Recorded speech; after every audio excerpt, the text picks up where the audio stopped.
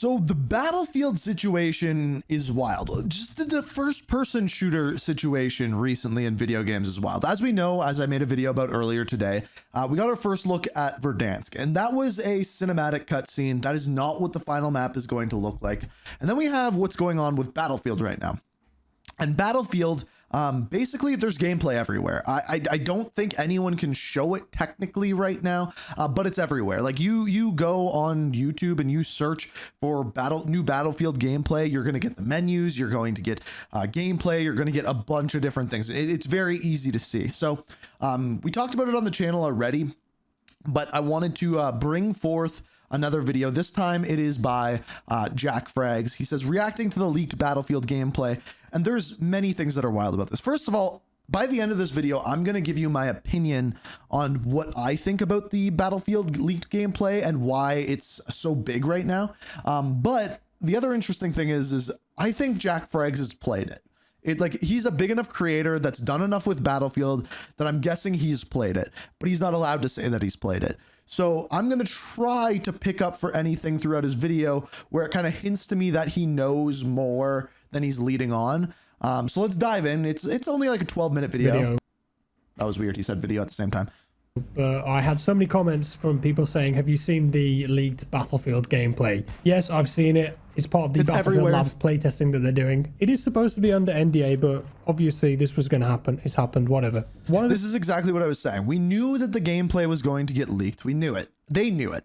Right. And now at first they were taking everything down, and now it's just everywhere. They're like, they can't just streaming it on Twitch. I think they did it on purpose. And that guy was playing on PS5. Interestingly, I watched the whole thing. That one's like a 20-minute. This was another interesting thing. It was on PC and PS5 video. They open up the PS5 overlay at one point, so they're testing PS5 and PC because the other gameplay's on PC. The two other perspectives that I've seen, I think, are on PC, and they're more like little clips. So they're just uploading little clips every now and again of different features of the game. So in this video, obviously I can't show you any of the footage from these videos, although they're not seemingly taking it down now, so who knows? I'm in danger of a copyright strike if I do that. I don't want to do that, but it's everywhere right now. Like I said, there's still YouTube videos that are online. They've not copyright strike all of them. And it seems like more is coming out every day. I've seen a gameplay of the menus. I've seen gameplay where someone goes down and you can actually drag the person behind cover. Some of them for some reason. It's also on social media, Reddit. People have done Google Drives. People have downloaded it, saved on their Discords. It's pretty easy to find. But like I said, I sat down, I watched everything in these videos, and in this video today, I'm going to talk about some of the stuff that I saw in those videos that I thought were pretty interesting gameplay changes and additions for this game. Remember that I also felt like Jack Frags was a pretty good, like, reasonable person to watch for this because he's been around the community for a while, and I think he has a pretty good hand on the pulse of what people want. So I think everything is subject to change. DICE even said that in the blog that they released earlier this week. They're testing things. This game might not even release this year based on what EA said on their I don't think it will. It could be March, April next year. Take everything with a pinch of salt. The point of these playtests is for feedback too, so I'm sure that when the game... I think the smart move for Battlefield is for them to wait until March. I think March. Once like GTA 6 has probably calmed down, once Call of Duty has been hated on for like months at a time, release then, and you're going to see throughout this, my opinion of this is that it is going to be troublesome for Call of Duty releases. It might end up looking very different to the videos that have been released over the last couple of days from these playtests. Okay, so meat and bones then. As I mentioned, I watched all of these videos, and here are some things that I saw in the videos that were quite interesting.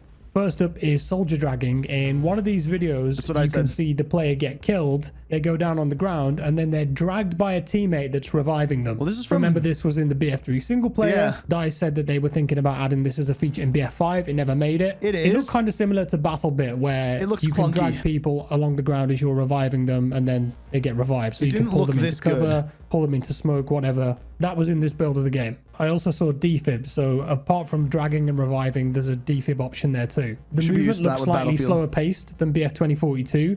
I agree with that. It does look slower paced. Grounded feeling like BF3, BF4. I didn't see any tactical sprint. It still looked arcadey. It didn't look like a milsim direction. I would say based on video, kind of a mix between BF3 and 2042. The minimap was in 3D now. If any of you guys played the original Bad Company game, that had a 3D minimap. I forgot I don't think about we've seen it since then, but in the videos you can see that minimap is now in 3D. And in the overlay spawn screen, it's also in 3D there. And you can ping on that screen too. So you might all be dead as a squad and you could say, hey, I'm going to ping this building. Let's go and attack that, get that objective. There was a lot of destruction in these videos that I saw. In one of the clips, you can see RPGs hitting buildings, tanks hitting buildings. It creates rubble. There is one really good clip out there. I think it's on Charlie Intel's Twitter right now of an RPG hitting a building and the whole thing falling. And to be honest with you, I think the finals looks a little bit better, but I think the finals is probably the best comparison that you have, just like futuristic compared to realistic, I would say. Drops down, it kills a player at one point, so it would appear that in this build of the game rubble drops were present. And also there's one point where one of the players is driving a tank. I saw this. And they drive through the corner of a building which gets destroyed, and the rubble actually lands on top of the tank and damages the tank. I did see that. Rubble can also hurt vehicles now too. The explosion effects and particle effects all looked new, very cinematic. There's plenty of people using smoke in these videos, and if you watch the 1080p video recordings, you can see that the smoke kind of looks physical, which means that it appears to be adhering to its environment. And there's one point where a rocket is fired past a smoke grenade, it hits a building, and it kind of looks like the explosion affects the smoke and it moves. So I didn't notice. See, this is why you watch someone like this, because I didn't notice that. We might have physically based smoke effects in this game, and it made me think of the teaser they released for 2042 where they showed smoke effects on a going cube. around corners. You guys remember that at the digital EA Play thing they had during lockdown? Perhaps they couldn't get it in 2042, but maybe they have it in the new Battlefield. Just going to give my opinion now for a second. The audio, I think, was very good, very immersive. Lots of new sound effects in there. It had a very crunchy BF3. So this is where we get into the thing. Why is this? So this has the new Battlefield has blown up more than any really Call of Duty recently. And here's why. I think there's an exact reason as to why. It's grounded. It is realistic. It is based in military. You don't have Nicki Minaj running around. You don't have all of this crazy stuff. And that's why it was interesting to see the Verdansk trailer come out today. They didn't have any crazy skins in the trailer. They didn't go wild with it. They went based. They went purely for nostalgia, which was interesting because that is what we've seen with Battlefield. And it's been praised because so many games are going for the ridiculousness of the Fortnite-ification, as we've talked about. And Battlefield isn't doing that. And I think that is their best move right now. Stick with that. And that's like what we've seen with Delta Force and what Delta Force has been praised for. If Battlefield does that and Call of Duty remains course with where it's going, Battlefield's going to crush it, which I think is okay. Sound. There were some 2042 voice lines in there too, but these are apparently placeholder, and this was confirmed by David Serland, who's one of the lead developers on the game, on Twitter. This is hilarious, to somebody though. Here. The fact that they're just acknowledging that people have seen the leaks and they're like, yeah, that's a placeholder. At the end of one of the rounds in the video footage, we can see a scoreboard. I did see that. It's got kills, deaths, assists, etc. Scoreboard looks like all the functions are there. Also, all chat is in the game in these videos, so there were people chatting to each other and the enemy team. Well. There was a picture-in-picture effect, like a camera on squad mates before you spawned with them. We had this in BF4. I'll try and find some more footage of that and put it on the screen now, so you can actually see what the squad mate's doing at the time that you spawn on them. And keep you if safer. you wanted to spawn on a capture point, an objective, it gave you kind of a overhead drone view, like a live drone view, which is cool, to give you a bit more context before you spawned in. In the video of the guy driving the tank around, you can see that there are vehicle supply stations, which look like they repaired the vehicle and gave ammo back to it. So if you look at the HUD, you can see that the primary cannon has limited ammo, but the coaxial LMG secondary does not. So it looks like it's a good way some of vehicles now have things. limited ammunition, and if you want more, you've got to go and resupply at one of these. I actually kind of like that because I'm not one that's big on vehicles. Like, I'm someone who go into Battlefield and not really use a lot of vehicles. Some people love them.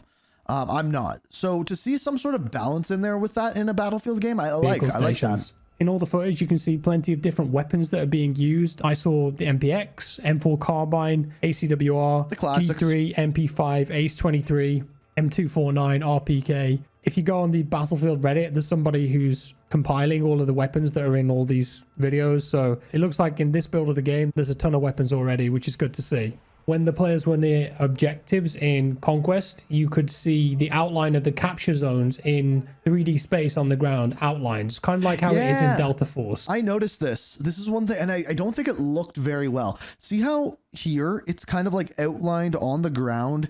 The other one to me in the Battlefield, new Battlefield gameplay, I never know whether to call it Battlefield 6 or just Battlefield, but we'll just call it Battlefield, is it was kind of floating off the ground a little bit. And as destruction and smoke happened, it looked weird. I don't know, maybe I just thought neutral, that, but white, red if the enemy own it, blue if your team own it. Like this one looks very obvious in these videos and a bit too much in my opinion. Okay, but David Sutherland, again, same developer we mentioned before, replied to someone on Twitter saying that there is a current build of the game where they've toned it down. Okay, so I hope perfect. it doesn't look as so it will intense be there, as but it won't be as wild in these videos when the game eventually releases. There were 4 classes: Assault, Engineer, Support, and Recon. When Support players were putting the bag down, it was resupplying ammo and health. So think about Support and Medic in a classic sense merging together and becoming one class. Each class also had 4 levels of a tree-like specializations in BF3 and BF4. It looked like they leveled up over time. So the Engineer in one of the clips has an anti-armor tree, for example, where level 4 was an active ability and they could deploy a thermite drone that exploded on nearby vehicles and disrupted them. Assault was stuff like temporary damage resistance against explosives. Recon. So this was one thing I didn't know whether it was permanent, like was in the design decision, or whether they were testing, like the kind of field upgrade style stuff. If you play Call of Duty that you would recognize. I don't know whether that's like a permanent thing or they're testing things. I don't know, but it was there in the way that he's explaining it. If you got to level 4, had a mortar strike. Remember those in Bad Company 2. And level 3 for the Recon was if you headshot enemies, they can't be revived. Support level 4 essentially turned you into a AoE supply crate for a little bit where you gave out heals to nearby friendlies and you got super fast revives for a limited time. Of course, there were gadgets for each class too. And it looks like in this build of the game, all classes could pick any weapon they wanted. So there were moments where you could see engineers using assault rifles like the G3. Yeah, so this is one thing I see people torn on. Some people want it so that your weapon is defined by your class, and others want it. You can use any weapon, just like with your set of field upgrades, or your type of operator is set with your field upgrades and your equipment. I think I lean more on that side of on the side of being able to use any weapon. I am not. You could convince me the other way though. In the AK, for example, supports could use carbines, assault rifles. I saw assaults with SMGs. So in this build, all class weapons were available. It could just be that they're testing this at the moment, getting reactions to it, letting people play with all the weapons. But based on 2042, maybe this is by design. If it is by design, I think it's a mistake. For me, class locked weapons are a core part of Battlefield, and what makes it different to other first-person shooters you could like argue COD. either way. I think class lock weapons reinforce class identity. They boost team play. They add more depth. They add a role play fantasy element. It prevents casual loadouts. The game's just more interesting with them. That's the best argument. It prevents casual loadouts. That is the best argument that he said. And that is what I said. My arm could be twisted to think the other way. If you think back, on top of the obvious specialists, all class weapons is one of the biggest reasons why BF 2042 felt like a hero shooter. And I fear that they might be making the same mistake here, but I digress. It's a video of a BF Labs playtest. As they said, a lot of stuff is placeholder, could just be for testing. We'll wait and see. Some other new things I noticed in the videos. It looks like each squad member has individual missions and accomplishments that are popping up in the round. There's one point where a player gets a kill and a new personal best banner pops up. It's like a gold banner pops up.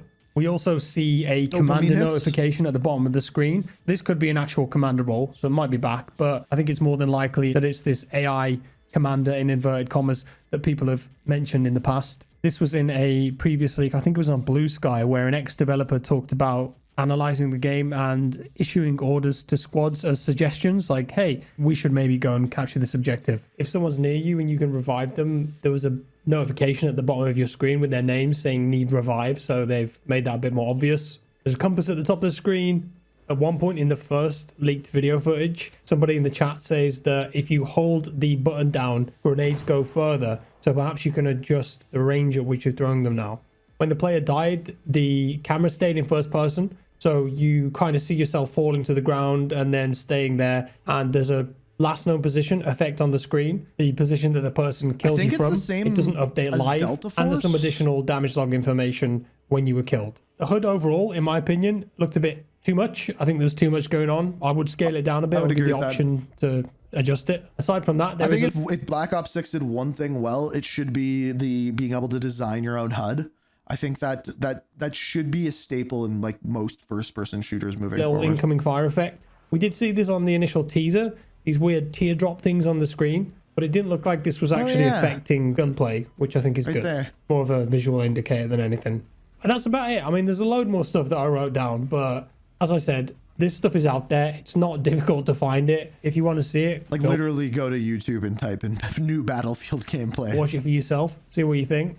Based on these videos, it looks like they're ticking a lot of boxes. It looks like a modern updated version of BF3 and BF4 mixed together, which I think is what a lot of Battlefield players want and have been asking for years. But that's just based on the videos, and there might be some fundamental things there that I disagree with. I'm not saying I'm right, and I understand the other perspectives. And remember, this is just gameplay from one. That's the thing, though, is I want to hear those perspectives because, like I said, I can be swayed, right? Like, do you think you should be able to use any weapon with any class? Do you think they should be locked behind classes? That's one I specifically want to hear with. And then just like the field upgrades in all, like what are the thoughts on that? On map. Publicly, we don't know much more about the game. We don't know if it's going to have a server browser. We don't know about the anti-cheat. We don't know what the live service is going to be like. Is it going to have a lot of content, lots of maps? How regularly are there going to be new maps? How buggy is the game going to be at launch? Hopefully, not so much if they keep doing these tests. But these are all important questions as a fan and somebody who's just into multiplayer games. My point is we don't know these things, so we can't jump to any conclusions from these videos. But I felt like I couldn't really not talk about these videos. I don't usually talk about leaked gameplay stuff because this isn't even, this is on purpose. It has to be on purpose. It's typically unfinished, and this is unfinished. It's part of a playtest, and you can see in the videos if you watch them, there's plenty of bugs, there's floating debris, guns aren't rendering properly, there's flickering walls, untextured plants, all sorts of stuff. But there's just so much stuff out there, and the amount of you guys that were asking me to look at this stuff and react, so I've gone ahead and done that. Everything that I talked about in this video was based on the videos that were leaked. There's some interesting stuff there, and hopefully you've learned something about the new game. With that said, it's over to you. Do let me know your thoughts down in the comments below. I presume that if you're watching this video, you may have already seen the... I'm assuming, I'm going to go out on a limb and I'm going to say 90% of you watching this video have seen the leaks. Like, it's not hard. You can look anywhere, you'll see them. The menus, I'll put a lot of money on that those are going to change. Some of the movement, but like I think like the biggest thing is like the bugs, like floating debris. Like one of the things that I saw is when you drove through a wall, the poster stayed up on the wall, it didn't fall with the wall. Like little things like that are in a pre-alpha reasonable, like completely understandable. They are specifically looking at gameplay design decisions, the movement, the way things feel, the way the classes feel, the way weapons feel, like a bunch of little things like that, the way the servers feel. Definitely server tests going on, right? And I think from what I have seen, almost everyone is saying the game looks grounded, it looks based in reality, so it's good in my books. Because Call of Duty has gone so far the other way that like even just the trailer for Verdansk that came out today, which is less realistic than what we're seeing for Battlefield, looked good because it looked more realistic. But you know, as soon as it comes out, skins everywhere, microtransactions everywhere, and microtransactions are fine, but it's that realisticness that people I think are craving and that this game is hitting. And if it does it properly, I think there is a room for this game to boom. But like Jack said, you got to nail it. Like, especially with the distrust that EA has had with Battlefield at launch, this is your opportunity. Your testing is out there. When it comes out, minimal bugs. Make the game feel good. It feels good. Retain players. Do a good live service model. We are cooking here. And I want it because the reason why I want it is I want there to be competitors to great shooter games out there because the rising tide raises all ships. I never say sayings right. I think I actually said that one right.